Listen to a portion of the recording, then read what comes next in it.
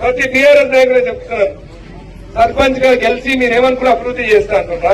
మీరు చచ్చిపోతా అని గెలిస్తే మీరు గెలిచినా నేను చంపేస్తాను. ఎందుకంటే మీరు గెలిచినా మీకు నిధులు ఇవ్వను, మీకు ఏమి ఇవ్వను. ఇంద్రమ ఇల్లు నా ఇంద్రమ కమిటీ వాళ్ళతో ఇస్తాను, తగ్గిన ఏమి ఇవ్వను. మీకు బిల్లు రావు.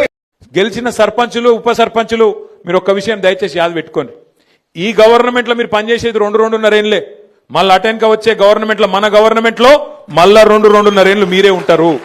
కాబట్టి దబ్బన వీళ్ళు ఏమైనా కొద్దిగా కష్టపెట్టినా, కొద్దిగా ఇబ్బంది పెట్టినా 1 సంవత్సరం ఓర్చుకోవాలి అంతే. అటెన్క ఏముండదు, వీళ్ళది అటెన్క ఏముండదు. మీకు వచ్చే పైసలు ఎట్లాగొస్తాయి? గ్రామ పంచాయతీకి రావాల్సిన డబ్బులు కేంద్ర ప్రభుత్వం నుంచి, రాష్ట్ర ప్రభుత్వం నుంచి మీ హక్కుగా రావాల్సిన పైసలు, ఫైనాన్స్ కమిషన్ ద్వారా రావాల్సిన పైసలు ఎవడు ఆపలేడు. ఆది శ్రీనివాస్ ఆపలేడు, రేవంత్ రెడ్డి ఆపలేడు. ఎందుకంటే అది రాజ్యాంగం. అంబేద్కర్ రాసిన రాజ్యాంగం ఆధారంగా మీకు రావాల్సిన పైసలు బరాబర్ వస్తాయి. ఎవనయ్యా కూడా ఆపలేడు.